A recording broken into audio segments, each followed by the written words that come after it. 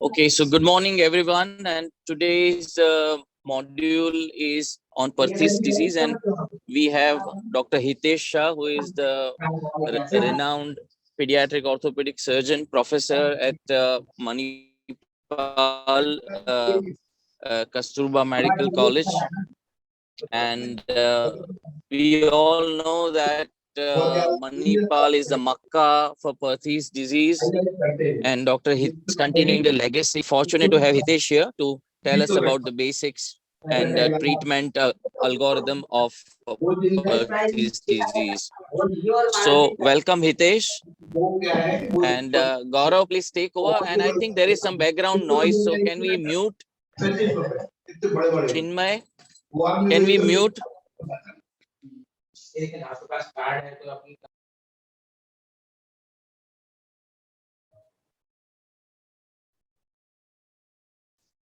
Hello, am I audible Yeah, to Gaurav. everyone? Yeah. Okay, so it is wonderful to introduce Hitesh sir for our today's fellows meet. And sir will be speaking and giving us clarity about Perthes disease, its management, and how to take decisions about whether to do a surgery or whether to wait and watch.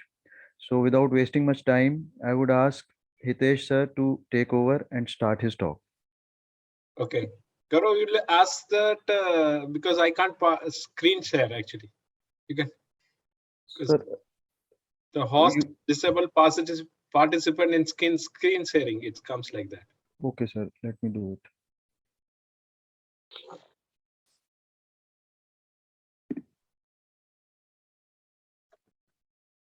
Yeah. Okay. Whether it's visible now? Yes, sir. Yes. Yes. Yeah. Good morning, all. It would pleasure to talk on a Perthes disease, and as the Maulin also said that the work has been started by Dr. Benjamin Joseph, and it's very well known in the not only in India, outside the India also, and most of his work has been very widely cited across the globe. So I will share a few thoughts on Perthes disease. What is actually Perthes disease? This is a very important definition for the most of the people. They don't know about the Perthes disease. It's aseptic, non-inflammatory, self-limiting, idiopathic avascular necrosis of capital femoral epiphysis. Every word of the definition is very relevant and important. It's a idiopathic self-limiting AVN, and any AVN would be visible as the sclerosis. So what is self-limiting? With or without treatment, the revascularization happens. And if you can see from the complete sclerosis to the complete disappearance of sclerosis does happen with the Perthes disease.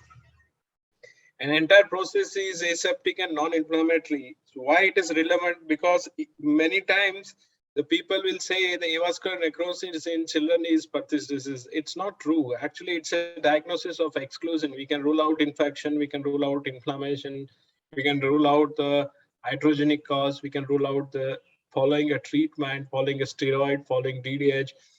So whenever we'll see that it's a self-limiting disease, and that is particularly in children, it's an avascular necrosis, and that is revascularization process is possible, then that's only Perthes disease. The rest thing will not be considered as a Perthes disease. The presentation in the Perthes disease, somehow it's a strange region. It is very common in the southwest coast in India. The most of children may present in the pain in the hip or the limb, or may be present with the both symptoms. Sometimes they will present with the gross restriction of range of motion, very common in boys compared to the girl. On clinical examination, the important and the most important is the restriction of range of motion. That is the abduction and internal rotation. Few cases may present with severe restriction of range of motion, but it is vital to examine the patient in flexion, in extension, and see that whether it is having differential rotation or not. That is very common to have a abduction and internal rotation restriction. And by and large, it is a radiological diagnosis, whenever you'll see the abduction and interrotation is restricted, we can take about the X-ray. And we can see in this X-ray, there is a left side is sclerotic, while the right side is not sclerotic. It is in immature patient. Now, question comes that whether the child may present in the left side figure or the right side figure, the management would be different. Management would not be the same. So it is very important to understand the radiological types of or the classification in Perthes disease. The issue is there, the most of people will get lost. There are the number of classification: Cattrall, Herring, Moss, Salter, Thompson, Stulberg, Elizabeth, modified Waldestrom, modified Elizabeth. So which classification to pick up and use it? But most important aspect for the fellow, everything is given in book, but please understand that whenever there is a sclerosis, that is the active stage of disease. When sclerosis disappear, that is the healed stage of disease. The management of the Perthes child would be different in active stage of disease, and management of the child with the healed Perthes would be different. The first and foremost to find out whether it's an active disease or a healed disease. The classification of the active disease would be different and the healed disease would be different. So let us talk of the few classification in active stage of disease. The most important classification on what we follow is the modified Elizabethtown classification.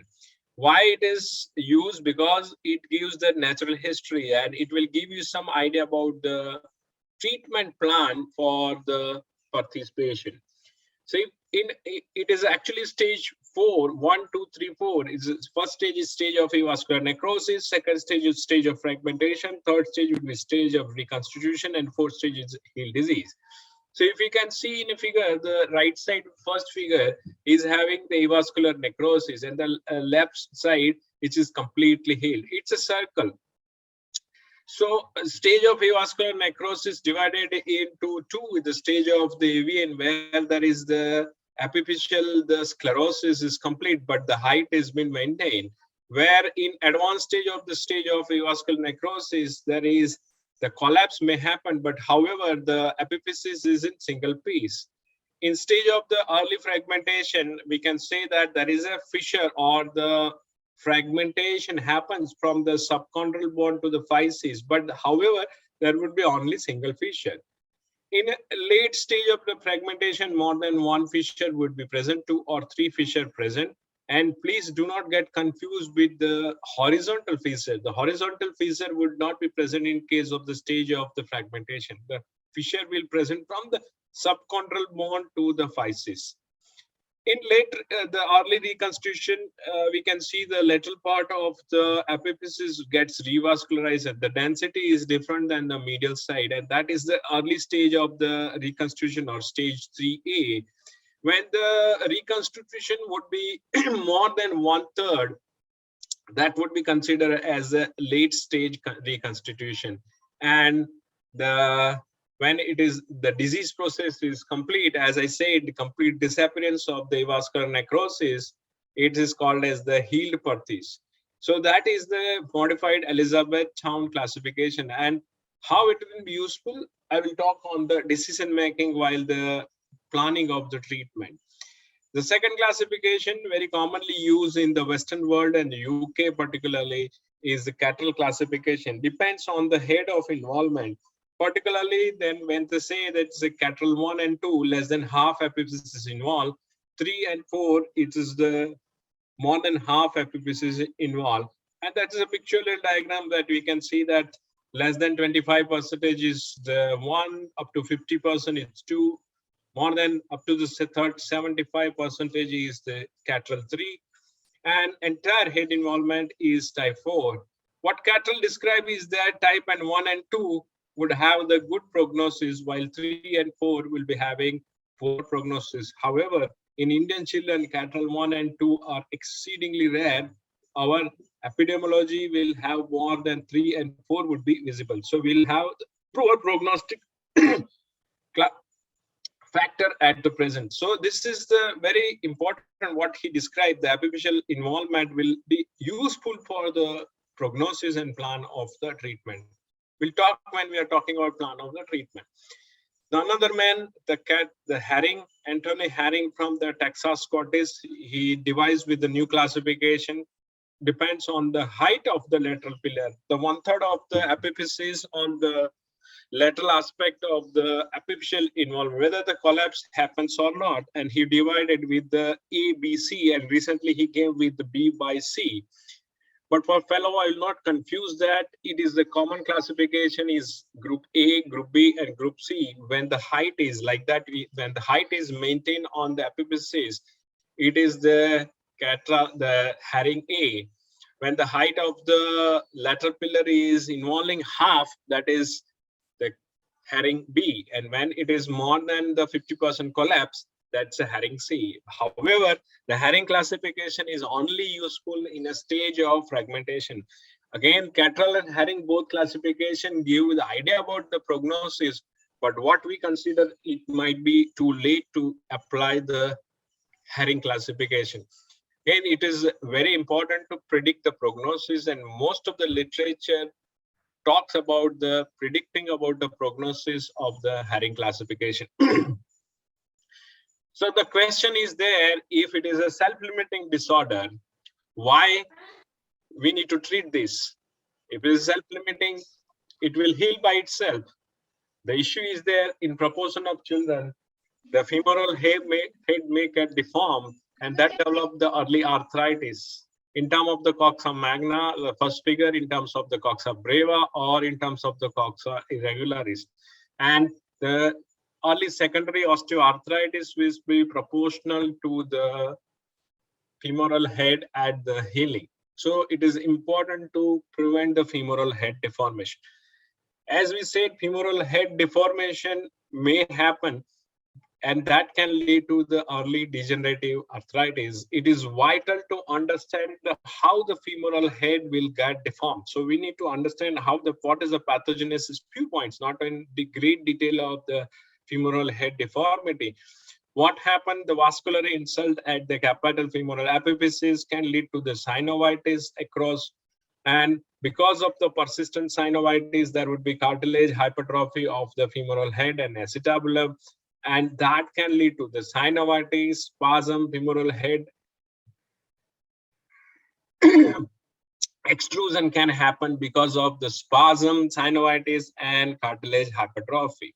And if once femoral head extrude, because of the extrusion, it was like the clay toys. It is subject to the weight-bearing stresses and muscular forces.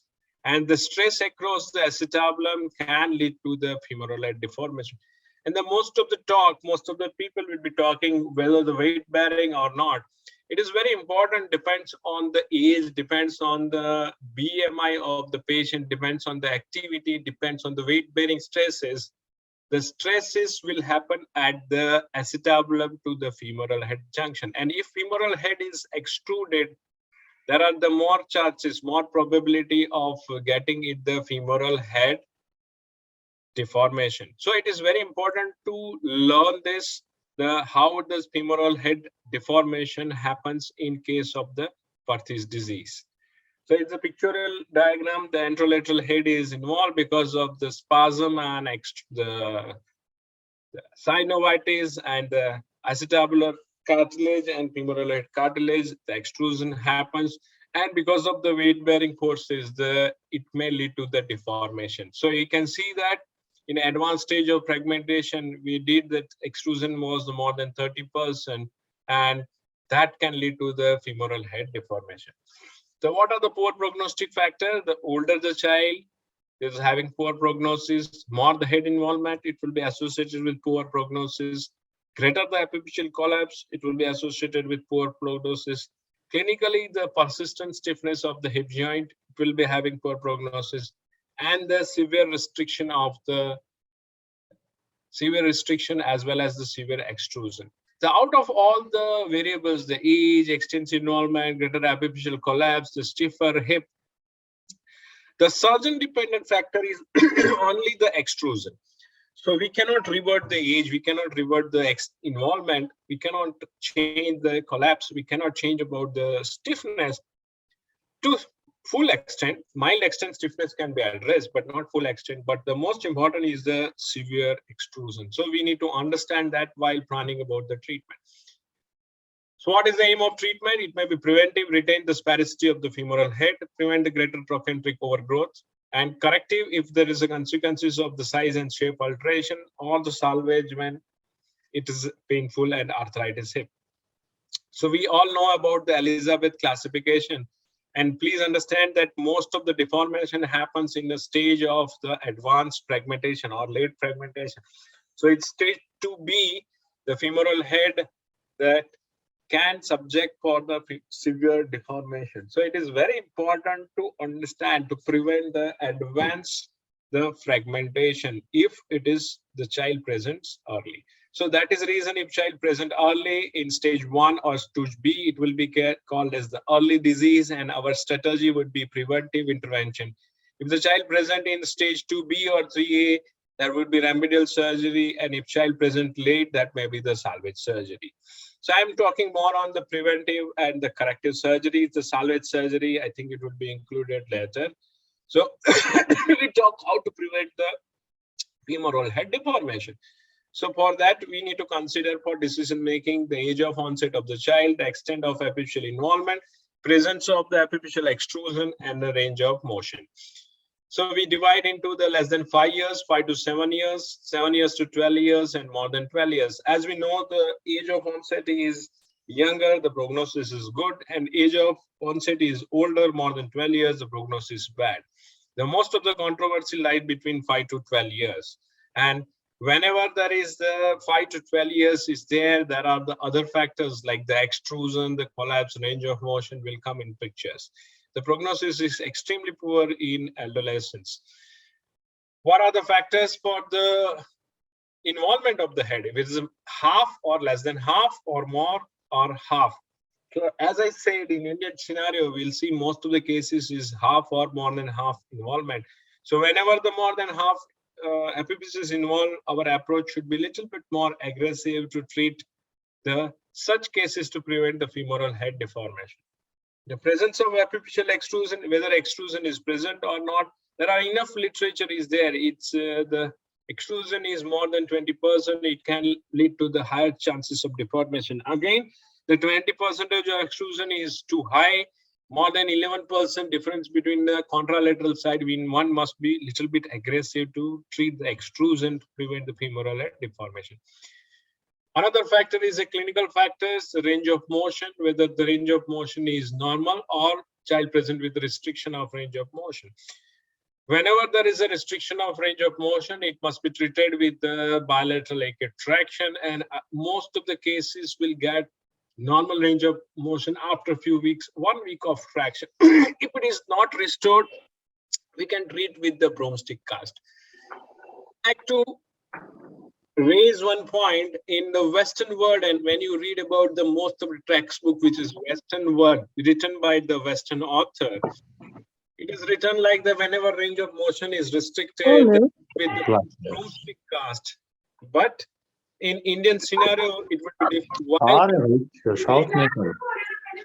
The patient under anesthesia and keep the broomstick cast. While in Indian scenario, the keeping the traction is not too costly as is the America or UK, so that we can treat with the above knee traction for a week and restore the range of motion. If the range of motion is restored, the planning is different. If it is not different, the planning is different. So what is the decision making? Is less than 5 years, most of the child will require non-operative treatment. If it is extrusion, non-operative containment. 5 to 7 years, if there is an extrusion happens, then we can treat with the containment. 7 to 12 years, always containment, because what we studied in natural history by Dr. Benjamin, that most of the children between 7 to 12 years invariably lead to the extrusion. That's why before extrusion, we can treat them aggressively if the child is older than 7 years. Less than half doesn't require the extrusion, more than a half, it requires the containment. What we said that the most of the Indian patient is involving more than half. But why we are talking about less than half? We can decide, or we can detect the patient with the less involvement, we can treat with non-operatively, not required to do the surgical containment. Stage of involvement, as I said, if it is early stage, we need to do about preventive. What would be the implication of late surgery? It might be too late. We'll talk on that. The odd ratio of upturning spherical femoral head would be 17 times higher if surgery is done in early. That's why we need to do it early. So all movement is restricted. Again, I like to make one point. Whenever it is possible, we can treat the patient with the full range of motion. Never ever do the surgical containment when hip is stiff, because rather than helping, we can make the child worse. That is the reason, always restore the range of motion. So what are the surgeries we can do about the varus derotation or derotation? Osteotomy with the epiphysiodesis. There is methods would be different, but how we do it, that we do with the lateral epiphysiodesis with subtrochanteric lateral open wedge osteotomy. And first screw would be passing through the trochanteric physis to get the trochanteric epiphysiodesis. I'm not going in detail about the technicality, but if movement is restored, we can do about video. If internal rotation is restricted, we can do about the varus extension osteotomy, like as shown here. So in general, in treatment plan, less than 7 years, we can do about the conservative treatment if there is no extrusion. More than 7 years, always require the containment. If less than half the head involved, it doesn't require surgery. More than half will require the containment. The surgery stage of disease, early the stage of disease, we can be little aggressive on that. And whenever there is extrusion, we need to treat with video. The range of motion must be normal before doing about video. In short, as I said, that the most important and possible to revert the factor is extrusion. No other factor is surgeon dependent. Few examples: 6-year-old child presented early, there is no extrusion, treated with the conservative treatment, non-weight bearing, and after 2 years we can see the spherical femoral head, and this 5 years it has been maintained. Another child, 8-year-old child, presented in the stage 1B. As I said, it's horizontal fissure, not about the vertical fissure. That is a Schalter sign that says about involvement of the femoral head. When it is presented in the stage of the avascular necrosis, treated with the video and the spherical femoral head at the, the maturity. You can see the effect of the trochanteric epiphysiodesis to get the articular trochanteric distance at the maturity.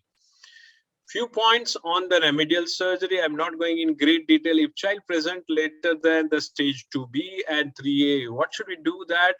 We need to do about the find out what are the issues at the 2B and 3A.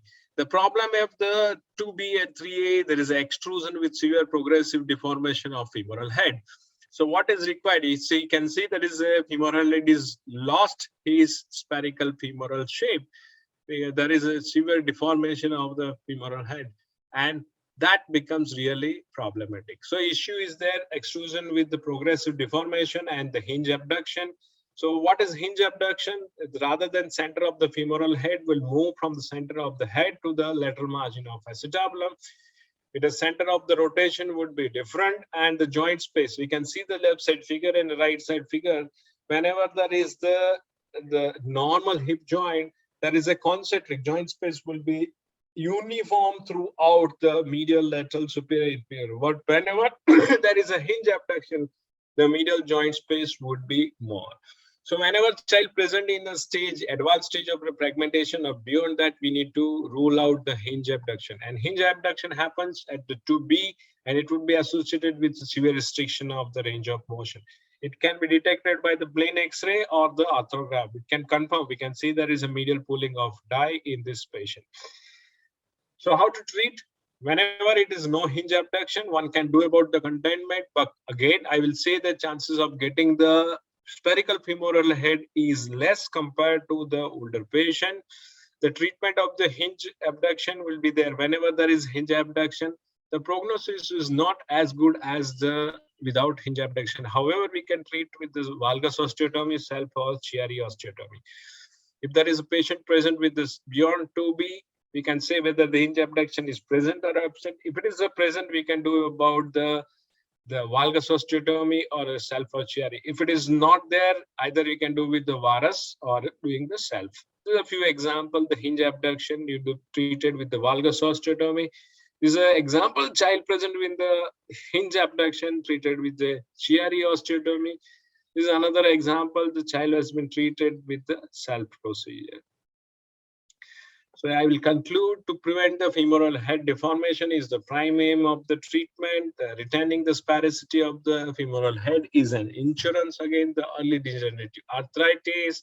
The containment of femoral head must be achieved to maintain the sphericity of the femoral head. And if you want to do the containment, it must be done early in the course of disease. Thank you. Any question? You're most welcome. So thank you, sir, for this comprehensive talk describing all the aspects of Perthes disease. There are a few questions. So first question is by Dr. Anil Agarwal from Delhi. How would you classify collapse flattened head in Elizabeth classification? Yeah, that is, if there is a collapse happens without the fragmentation, it is stage 1B. If the collapse happens with the stage of fragmentation without reconstitution, it's stage 2A and 2B. And if it is with reconstitution, collapse can happen once it is beyond the 1B. So if it is collapse happen along with the fragmentation, along with the reconstitution, we can say it's a 2B, 3A, 3B, or 4. Right, sir. Another question is, which head at risk sign do you consider important? Extrusion, only extrusion. There are enough literature is there. The all other cattle. That is a favorite question among the postgraduate examiner, and I will go and say that enough evidence is there except the femoral extrusion. All other signs have been proven by literature. It's not useful, but the most of the postgraduate examiner will ask head at risk sign. Okay. Another question is, when you add acetabular procedure to femoral containment. Yeah, when there is a disease process is quite active, and when you say the child is older, where we cannot do the more than the 20-degree Varus, that is extrusion is quite severe. The disease process is quite severe, then it is required to do the acetabular procedure. Okay, sir. One more question is, how do we differentiate Perthes and idiopathic avascular necrosis in an adolescent patient presenting with features of AVN with fragmentation on MRI? Yeah, that's in case of the adolescent, it is considered as the adolescent, the Perthes disease. But again, whenever there is a Perthes, it's actually the separate entity. When there is an adolescent Perthes, there are different classification. Even Dr. Benjamin has also described the classification. There are the 3 different varieties: the segmental collapse, full head involvement, and early degenerative. But the issue is there, we have to do the all investigation to rule out whether it's a idiopathic or not. If it is idiopathic, we can consider as like adolescent Perthes and treat like the adults. It may not heal. The issue with adolescent case, it would not be the heal like the less than 12 years, 11, 12 years. Right, sir. So the prognosis is also poor in adolescence, right? Yes. As you told. Yes. Okay, sir. Another question is, what if the child remains stiff even after a month of traction and anti-inflammatories? We generally put 1 month. We don't apply it. One week or maximum 2 weeks. If the child remains stiff, we can take the child under anesthesia. The stiffness of the hip joint is related to the stage of disease. If it is presented in the early stage of disease, we can relieve the adductor spasm by taking the child under anesthesia and put the broomstick cast. If it is child is in later stage of disease and stiffness persisted, we need to find out whether it is a collapse, whether it's a hinge abduction or not. If it is a hinge abduction, we need to treat that. So the answer to that, either you can put about broomstick cast or the arthrogram beside. Okay, sir. Another question is, degree of Varus to be achieved depends on extrusion or the extent of involvement? And not an extent of involvement. The Harry came from the Texas Perthes, came out with the exact amount of the Varus. He said 14 degree of Varus would be adequate. So the extent of involvement, even in a long-term study, in that would be so 20 degrees. So when we say it about 15 degrees, so 5 degree is the error of measurement also. So we always do, before he came into this 14 degree, we routinely do in the center since almost 30 years with a 20 degree. But I can understand or not depends on the femoral head, the involvement, but the extrusion. If extrusion is much more, then it may require to have more. But the issue is there, if the extrusion is more, and we do about the more Varus, there are high chances that it will not remodel. So there are the things that, so we need to balance the both. Either we can add the acetabulum procedure, or we can find out the other ways of that, whether you can add the self or not. So what is your cutoff of Varus? Let's say if the Varus is like 30 degrees, then would you do? We always do. Okay. Okay. So, Gaurav, Yes, sir. so there are people who are doing drill epiphysiosis of greater trochanter, and they do not cut the part of GT. So when you put the plate flush to the lateral cortex, it would automatically give 10 degrees of varus. So in that case, you might have to bend the plate by further 10 degrees. But if you are cutting the lateral edge of GT so that your first top screw goes through the trochanteric physis, then you have to bend the plate by 20 degrees. So that technical thing should be remembered. Right, sir. Another question is, when should we add derotation to varus osteotomy? I think whether it is internal rotation or external rotation of distal fragment following the osteotomy. Okay, it's very important question. So the most of the Western literature don't do about the derotation, but we do derotation. What I mentioned is derotation. And what you mean by the internal or external? So we please understand that when we do about the external rotation of the distal fragment, there would be the internal rotation of the proximal fragment. So whenever we want the derotation component, why derotation component? Because we don't want to keep the hip head subjected at more degree of varus. And that is the reason the anterolateral part of the femoral head is involved. And that we want to keep under the acetabulum. That is the reason. More, again, how much degree of derotation? 20 degree, not more than 20 degree. Otherwise, child will walk like a Charlie Chaplin. So it is very important to do about derotation, external derotation of distal fragment in order to keep the proximal fragment internal rotation. If we rotate external distal fragment automatically compared to the distal part, the proximal part is internal rotated. Thank you, sir, for the explanation. Another question is, would you consider an adductor release if satisfactory abduction is not attained and after a course of traction and range of motion? Yeah, it is very important that, as I say, that if you read the Western literature, so that is the reason the Western literature gives the two ideas. Directly, they take patient under anesthesia, and whenever they take under anesthesia, many times they may not get it. So they will do they routinely do about adductor release, and they routinely do about the medial capsulectomy also. But when we put about the traction, we can relieve the adductor spasm. So in our case, our experience, very rarely is less than 0.1% will require adductor release. So most of the time, adductor tenotomy is not required. Okay, sir. One more question is, early stage presents with synovitis, but X-rays don't show much changes. How to follow up these children and how subsequent we have to follow? Yeah, if there is an early stage of the synovitis in the X-ray don't changes anything, we need to follow this child for the 3 months to 6 months. And particularly in this part of the world where the Perthes is very common, every single synovitis, we need to follow that. Because then we don't do about the MRI. Even though we have the facility of the perfusion MRI, every single child we don't do, because otherwise we will overestimate and doing about a lot of MRI unnecessarily. But you can follow that 3 months to 6 months. Okay. And even though if you are in doubt, you can do about the perfusion MRI. And what about your routine follow-up of Perthes patients? How frequently you follow them? In active stage of disease, 3 to 4 months follow-up. Once it is reaching the stage 3B, then we'll see 6 months after the healing, 1 year.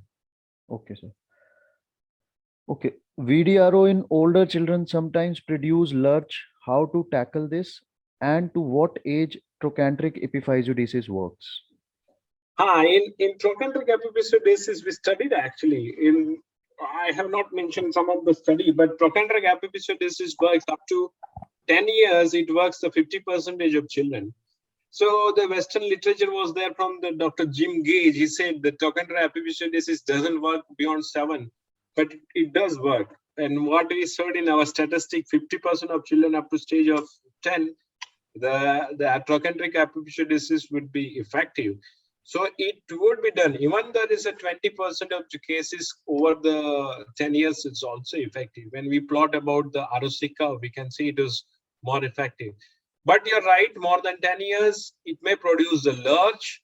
What we do that for tackling that lurch while implant removal, we can do about the relative neck lengthening or trochanter transfer. Okay, sir. So one more question is, sometimes when we see the X-rays of late fragmentation and the X-rays of late reconstitution, where the woven bone, they mimic each other. So how to, uh, how to differentiate? Because should we differentiate on the basis of X-rays only, or the duration of symptoms, about how much time has passed? Ideally, it should be added with the duration of symptoms, but we can see only on X-ray. The most of the X-ray, when there is a late stage of reconstitution, the lateral half of the epiphyses, the density will be different. So we can say that is a whether it's a stage of, whenever it is in doubt, whenever you can see there is no the sclerosis, there is no sclerosis, that is a sign of early reconstitution. So any early, then we can differentiate between stage 2B and 3A. Most of the time we'll get stuck between 2B and 3A. 3B is already more than 1/3. So then it is very, very simple. I like to make one point also. Sorry, because I have shown for the pictorial diagram for the circle preventive and stage 1, 2, 3, 4. Never ever classify the Elizabeth classification with single X-ray. Always take the frog letter. So you need to be associated with EP and frog letter. So anytime when we will see the woven bone or newborn formation, it's stage 3. And sir, do you get MRIs of all the kids? Or no? Okay. No, we take the MRI of the patient in the early stage of disease, where we want to know the stage of the involvement. Early stage means 1A, 1B through A. Okay, sir. And sir, one more question is about the counseling for non-weight bearing. How do you counsel, or what is your conservative management exactly? Less than 7 years without extrusion, always do about non-weight bearing, and we keep non-weight bearing. We are the one which is keeping the non-weight bearing for the longest period, and we'll keep the non-weight bearing up to stage 3B, and that will take around 2 years. Most of the time, it will take around 2 years. The issue with the compliance of the patient, we run actually the Perthes clinic, and whenever they come with all together, they know each other. The children knows the other kid, and then they said, yes, he's working, I can also walk. So it is most of the time the compliance is been maintained, but it is, yes, one very important issue. Right, sir. Sir, one comment about the newer techniques which are coming up, like the interleukins and other things. Are you also doing those things? No, we are not doing on that, but yes, it is there. The Harry Kim has done extensive work on all the techniques, the synovitis, addressing a synovitis, drilling, and other part. We will be doing only on perfusion MRI. Okay, sir. So thank you, sir, for answering all these questions and giving us a lot more clarity on Perthes disease. We have two cases. So I would ask Sheenam to present her case first.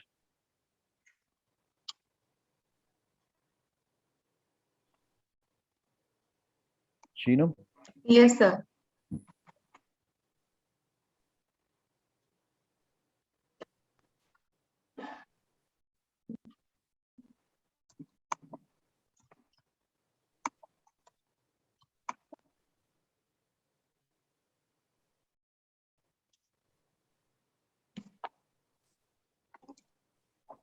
Good morning, everyone. I'm going to present a case on Perthes disease.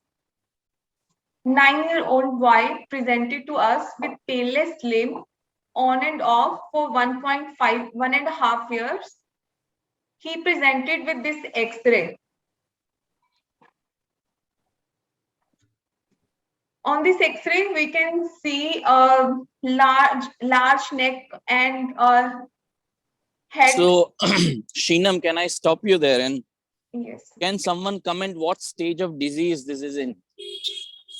And then I'll ask to Hitesh. I mean, Hitesh will tell us. Yeah, Gaurav, what stage Yeah, of disease this looks like? sir, it looks like late fragmentation to me. There are multiple fragmentations there. Yeah, anyone else? Chinmay or isn't it this? There's Two some Bs. woven bone. Chinmay, what Yes, sir. stage it is? What do you say? 2B. Yes, sir. 2B. Okay. So Hitesh, what is your comment? What is I like to take the frog lateral. How is the frog lateral? unfortunately, it is not in this presentation, so we did not get it. But do you think that this lateral bone is a woven bone and it's a bit of early healing? This is about 1.5 year history, but it's not very um, reliable history. The patient is from a village. So what do you think this X-ray, is it 3A or it's 2B? Hitesh? Sir, you are mute. Me? Hitesh is mute? Hitesh, sir. Hitesh, sir. I think he's shifting maybe. Acha, okay. So, Dr. Anil, what do you think it is? Audible? Now am I audible? Yes. Hitesh. Yeah. So, Actually, there was a lot of noise behind. That's why I unmuted. Okay. That is definitely the medial side is more involved. Little side see that it's early reconstitution, but we like to see the froglet. unfortunately, we don't have a frog. There was an evidence of some woven bone in. Okay. So, it was a dilemma that this is either a 2B or a 3A, and the child's age is 9 years, 9.5 years. So, the question is with a limited abduction. So, question was whether to consider a video in this child or what to do. So what would be your approach to treatment in this child? See, I generally take this. This is how is the range of motion? It's very stiff. Yeah, it is stiff, and after giving the traction for a couple of weeks, the rotations improved, but abduction is limited. Already we can see there is a disease process is active since many months. Yeah, one and a half month. Because there is evidence of the bigger the femoral neck, there is the femoral head enlargement, the neck enlargement, and we can see there is a coxa magna. Even though we do whatever, it is land up in the coxa magna. So we need to find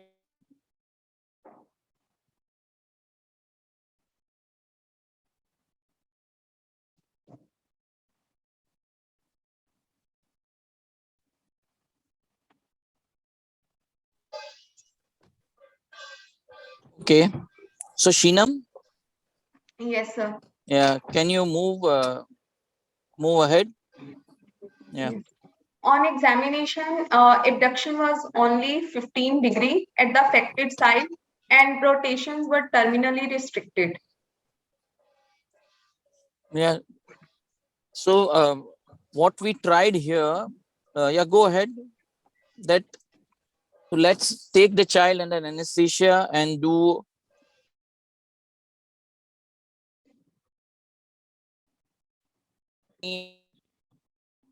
stick and see the improvement of motion and see what happens.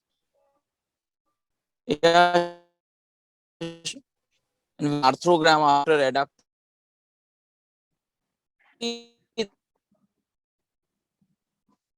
the head is well contained.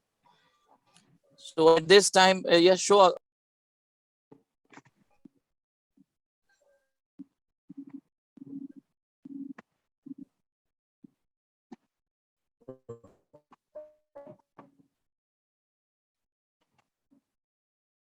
I know that we can do this even with a single screw. Yeah. But we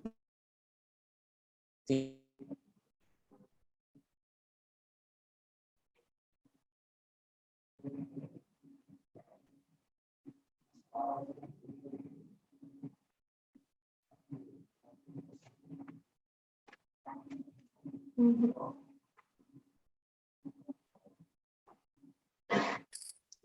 and it ended up in a good outcome.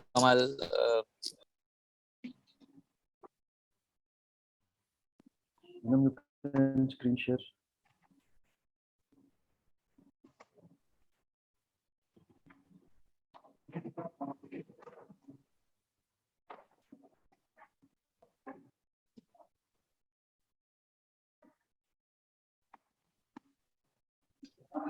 Is it visible? Yeah, yeah. Okay, okay.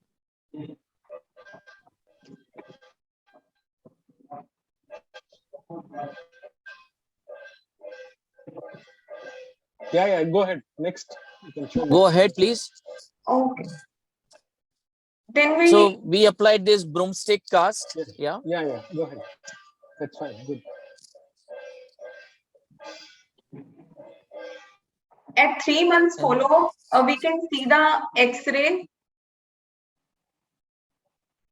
At 2 years follow-up, Yes, it is Shinam. showing well-healed disease, and now child can flex and can sit cross-legged,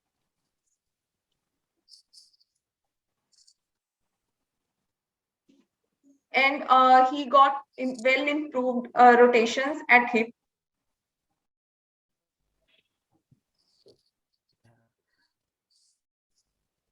can you go back to the Yes, sir. Shinam? Can you go back to the last X-ray? Yeah, stop there. So, Yeah. Hitesh, now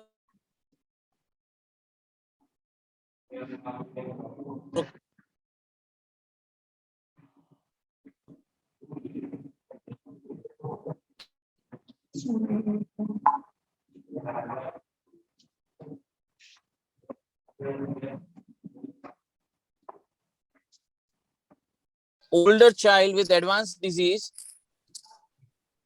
the range of motion after just broomstick cast improved. The Shenton's arc was persistently intact and rotations were good. So we kept on waiting. There was no further extrusion, and this child improved over a period of time without need of any further surgery. And this is 7 years follow-up, and he has full range of motion. So Hitesh, how differently would you would have treated this boy? We have kept it non-weight bearing. It would be the same, almost same, Huh. because there is no extrusion. If you see the Yeah. first X-ray, there is a coxa magna, and actually at present also it's a coxa magna. So it's a femoral head is almost 1/3 is more than the opposite side. Yeah. So So it is going to be, and if you see that epiphysis is also the smaller, that actually we have seen also. So this case and beyond stage 2B and 3A, if you see it's a quite spherical head, we don't do anything. We just do with the not containment is not required because it's already too late, and Varus we may add only the limp or yeah. So you do selectively trochanteric epiphysodesis in 8 or 9 years old child Yeah. to prevent trochanteric overgrowth, if or it you is don't? if it is involving more like if it is really the high trochanter, this femoral head is involved, and you see that it is going to cause the growth arrest, then yes. Because in this case we have a very big metaphyseal cyst Yes. and lucency, so there is always a kind of risk that this femoral growth plate may not grow and it may end up into a coxa breva and trochanteric, overgrowth. Yes. Fine. So this is just one example of such case. There is one more interesting case. Very simple. Shinam, can you share that screen? Yes, sir. So till the screen is sharing one question which is coming up again and again. How long broomstick cast should be given? 6 weeks. 6 weeks. Yeah. So 4 to 6 weeks is a time. Yeah. Yes. Shinam, show the second case.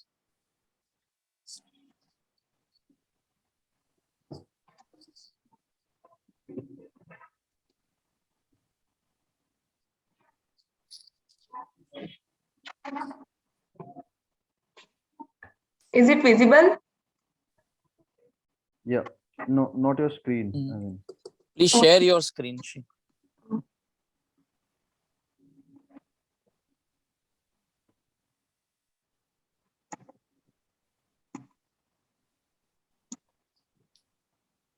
Yeah, it is screening now. Okay, fine. Yeah, go to the next slide. So this is 7-year-old boy, painless limp, first symptom pain episode before 4 months. So Chinmay, what Elizabethtown classification is this? The epiphyseal height is maintained, sir, here. So it is a 1A. Again, a frog view would be better. I had frog view, I did put it here. But I think epiphyseal height is relatively reduced compared to the opposite side. Okay, sir. So it would be classified as Elizabethtown 1B, right? And 1B, yes, sir. Yeah. Yeah, Shinam. So Hitesh, would you have any comment on this X-ray? What do you think? Only one comment is there. Despite is there, it's 1B. The femoral head shape is not regular. Even there is a enlargement of the neck. So it is. Yeah.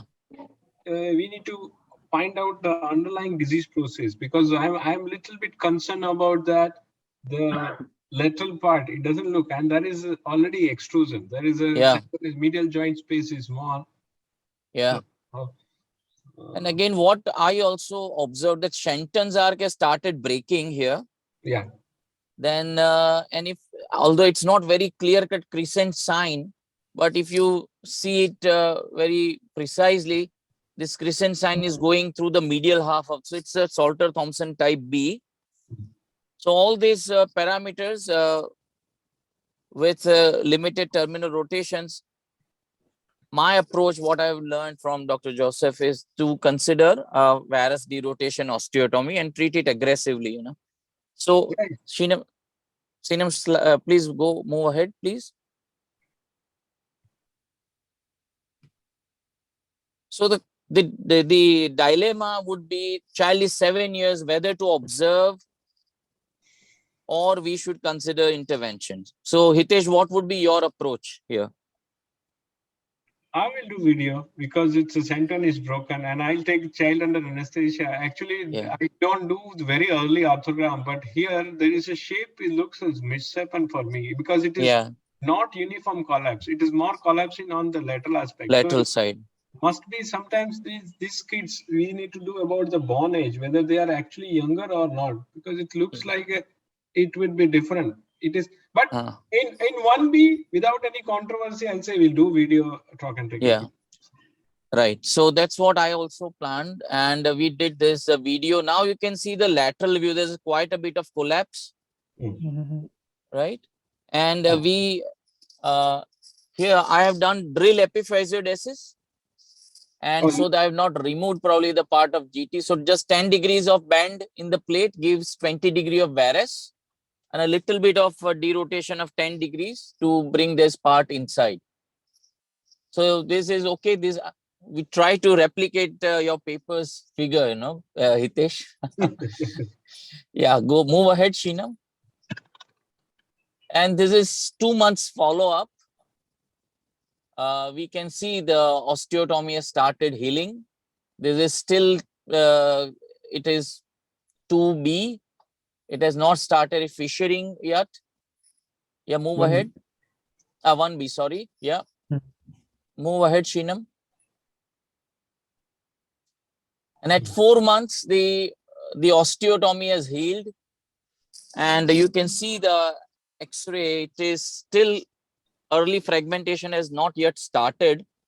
But Hitesh, my practice is at 4 months, we allow children to bear weight. And we have digged out around 23 cases of Perthes disease with minimum 5 years follow-up when they have started weight bearing at 4 months after video. And we would like to share our data with you, and it's a very small number compared to what you would have you would operate, but that might form a small control group. Okay. What Okay. happened? What happened is after the stage of fragmentation is start weight bearing. The most important is that stage of fragmentation, and that will can lead to the early stress at the hip joint, and that is the reason we generally keep non-weight bearing if it's possible. Yeah, but in this case also you will see that the phase of late fragmentation was bypassed, Okay. which you explain, so let me take you through the case. Shinam, can you move ahead? Next slide. So now we can see go to the previous one, 6 months follow-up. Just one slide back. Back. And now there is single fissure we can see on the AP view. Osteotomy has healed. Shenton's arc is intact. Rotations are good. Move ahead. And now, Hitesh, you can see some woven bone on the lateral margin. Yeah. So probably this has bypassed that the late fragmentation phase. Go ahead, Shinam, at 1.5 year follow-up, please show. And now you can see this lateral pillar as a good bone. You agree with me, Hitesh? Yeah, that's okay. Yeah, go ahead. So this is 2 years. And at 2 years, this is healing. We removed the implants at this stage and thinking that if there is a lot of trochanteric override, a lot of lurch, we can do something to trochanteric advancement. But child was walking well. There was no lurch. And show the follow-up, final follow-up. And this is 7 years follow-up. So child is now 14 years. So this is the final outcome, Hitesh. And he has full range of motion. Yeah, it's only the small coxa breva is there, but you Yeah. can consider as the incomplete bypass where there is a duration of disease has definitely decreased. Duration of disease, because in the stage of the fragmentation, duration is more, so it is definitely decreased. Yeah. Advantage of fragmentation is definitely less. It's having good outcome on that because if the collapse, severe collapse has been prevented. So the message is that whenever severe collapse is prevented, that child may do well. Yeah. Yeah. And like I'll eventually we will share our data with you. Okay. Just to say that, I mean, our children, because this culture is not there, even though we give them walker, once they become pain-free, even with walker, when parents are not around, they start bearing weight. Yeah. So we will see the outcome. We'll share images of multiple cases, and then you can tell us whether we need to change our practice. Sure. Yeah. So Gaurav, I'm done with this case, and you can conclude, I think. Yeah, so I would say that this was in this presentation we had the maximum description of the disease and we covered the maximum amount of questions and still we are bang on time. We are concluding at 9. So this is great and thank you for our speaker who cleared everything so very crisply. I'm really thankful to Hitesh sir and we'll come up with the next fellows meeting on the next Saturday. So thank you, sir. Thank you, Okay. everyone. I think So, we can. so Yeah. Hitesh, I see many questions in chat box. We will